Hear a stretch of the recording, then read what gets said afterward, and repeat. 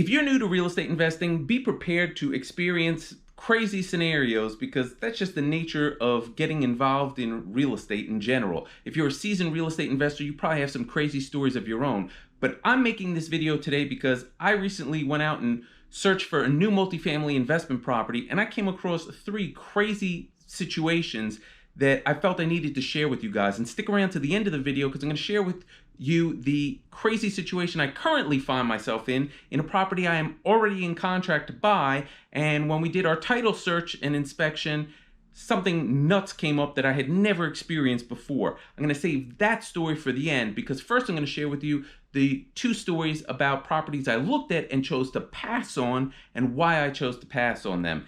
This is going to be fun and interesting, and if you're new to real estate investing, I really hope you do get something out of my experiences to keep in mind when you go out and look for properties yourself. Again, welcome to Confident Real Estate. I'm your host, JC. If you haven't yet joined our family, please hit that subscribe button, and of course, I'm always going to ask you to smash that like button for the YouTube algorithm on this video as well. All right, let's get into story number 1.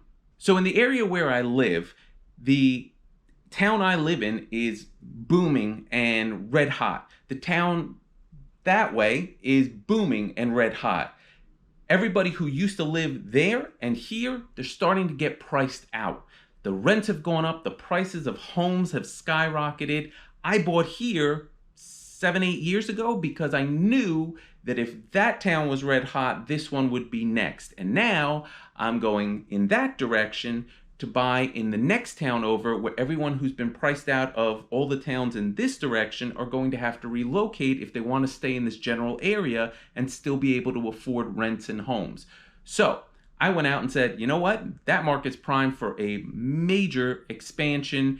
There's already developers who are filing permits to build big buildings. Let me go find some multifamily properties in that area that are old that I could fix up and easily rent to everybody who's relocating.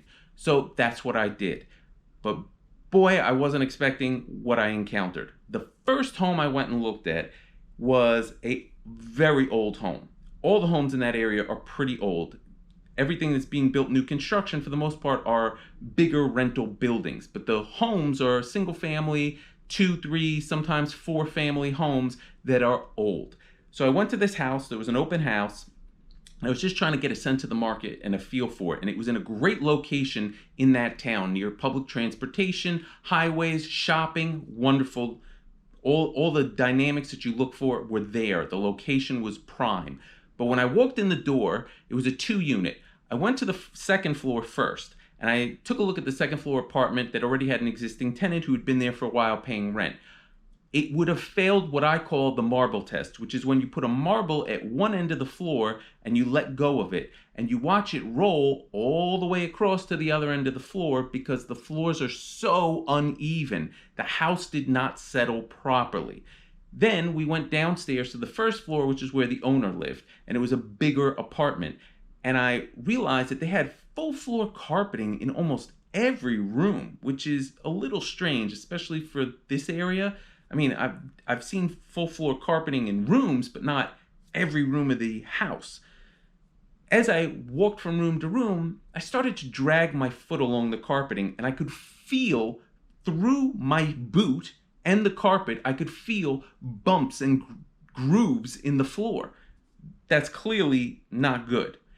Then we got to the back of the house, to the back of that first floor apartment, and there was French patio doors that opened onto a beautiful yard. And the owner said, oh, don't open those. I don't want people walking outside and coming back in the house with their dirty feet.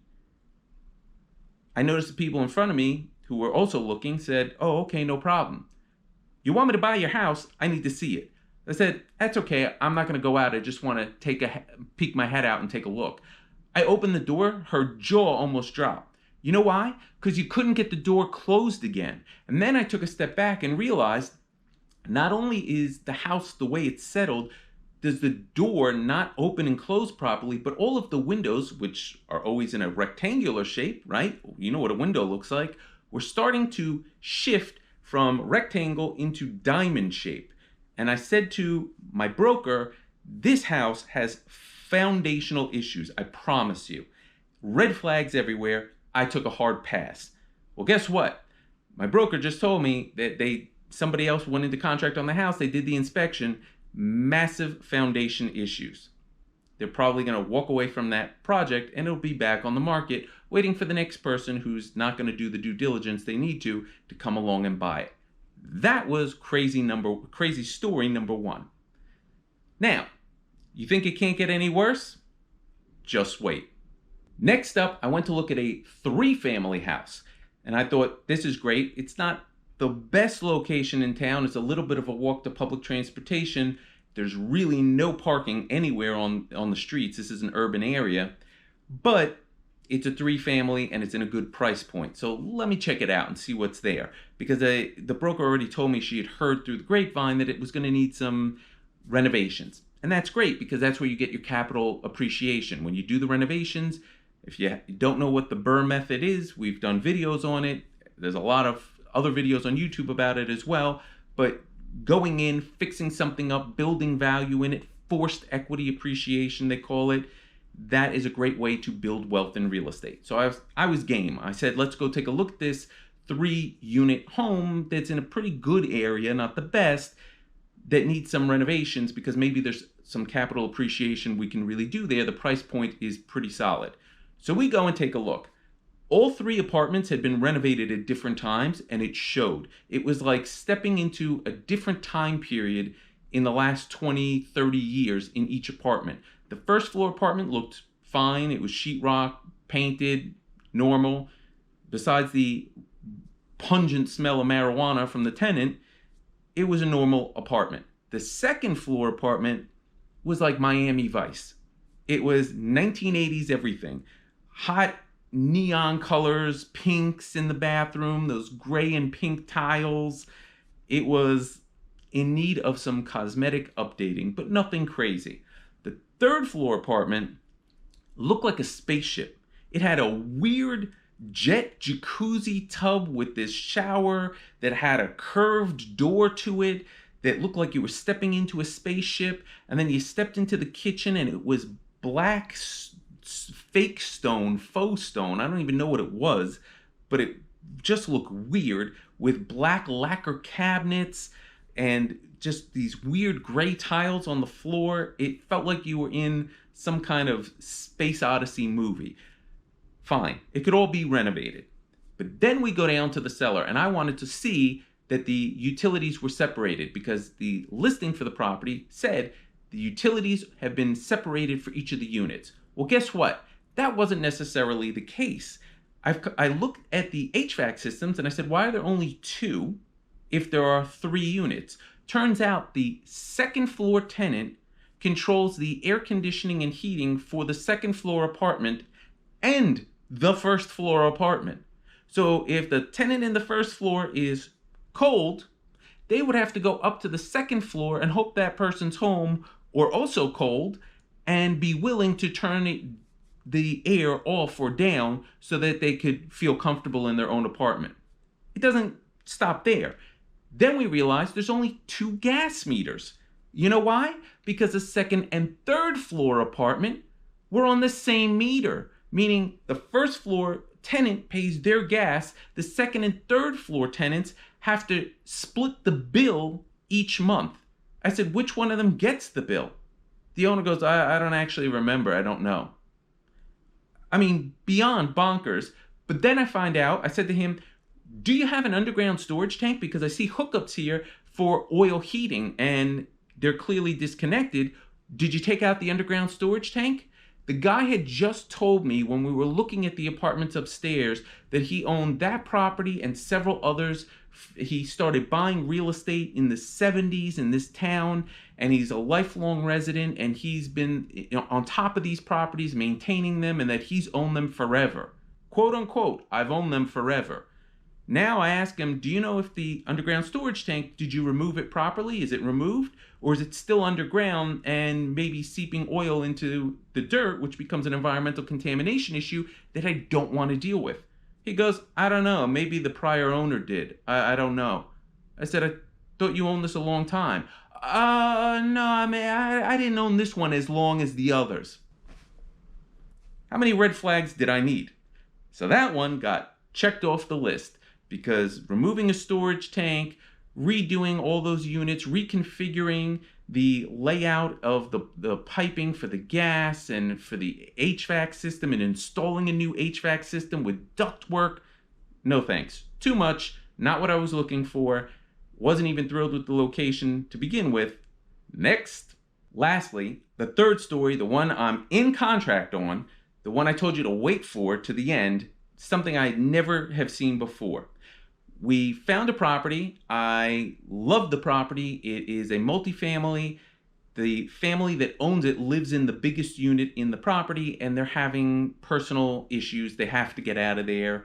They have to leave. They're willing to sell at a discount. And looking at the fact that the property was just renovated in 2017 when they bought it, the prior owner bought it out of a foreclosure sale from the sheriff, and it needed a total gut renovation. And he was a local guy that all the brokers know who does top quality work, and he did. All brand new mechanicals, HVAC systems, separately metered, put in new copper piping, new electricity that's up to code. Everything looks wonderful. And it was at a good price. So I said, yes, let's go. We got it in contract. This is why you do inspections, title reports, due diligence in general. I call my title insurance company. I say, I'm going to buy this property, run a title inspection commitment for me, and I need a survey done. And then I called my inspection guy to get the inspection put together, called the bank and said, let's get that appraisal going, lock in the rate. Title report comes back. There are 3 people on the deed. I'm buying from a family with a husband and wife and kids. There's a third person with a different last name on the deed and on the mortgage that they never mentioned. Now, this is where it comes in handy that I have experience having done hundreds of deals, and the fact that I am a real estate attorney who practices real estate law representing other clients as well as obviously myself. I knew that when I drafted the contract, I needed an express representation from the seller to say to me, we represent to you that we are the owners of the property. We have full authority to convey and sell you the property, and nobody else has any interest or rights in it. And I put that in my contract, and they said, yep, we agree, and signed.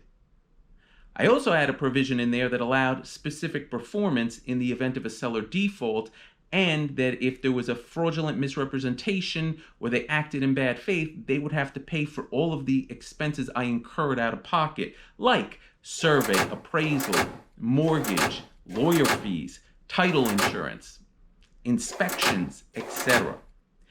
Well, guess what? They're in default on the contract because they neglected to mention that there's a third person who owns the property. I don't know how that could escape your mind as a seller. Oh yeah, no, we're representing that we're the only people who own the property. Oh yeah, except for that other person we forgot about. So my big worry was that this might have been a relative that helped them to qualify for the financing to get a mortgage on the property in order to buy the property, and that God forbid that relative died, they would have to go through the probate process in the family courts in order to really get title in their own names. That would be like a 6 to 12 month wait, especially with everything happening during the pandemic and getting backlogged. Thankfully, we were able to confirm it is the elderly parent of one of the owners who lives there, and they are around, they are alive, and they are going to sign an amendment to the agreement. But that was something that was a big showstopper that stunned all of us. We had to pump the brakes quickly on this deal until we figured out what the heck was going on. Thankfully, it's all worked out, and we're going forward to buy this property, and I'll probably have some videos in the future about this latest investment that I'm doing. I hope you got something out of this. I hope you learned from my experiences. You never forego inspections when you enter into a deal. You always make sure you have a qualified real estate attorney, not some general practice attorney representing you in the deal, and that you just avoid the pitfalls. But don't be discouraged. These scary stories and things that come up, when you have experience, you know what to look for. And I want you to learn from my experience and from the experience of others who are active real estate investors here on YouTube, and by sharing your stories with each other down in the comment section below. Don't get discouraged. No matter what you do, you're not going to be as good at it on day 1 as you will on day 1,000. Just keep doing it. And that's why we have inspections and title reports and a inspection period for you to do your due diligence before you are locked into the contract. You enter into the contract, you put your down payment down, and then you go do your inspections. And if it doesn't look good to you, you have the ability, as long as it's in the contract and you didn't waive it, to get your down payment back and walk away from a bad deal. But as you get more experience, you'll be able to spot some bad deals before you even get that far into the process. I hope you got something out of it. If you did, smash the like button for me if you didn't already. And again, if you're not a member of the Confident Real Estate family, please hit that subscribe. Otherwise, keep doing what you're doing, stay active, keep the momentum going. Until next time.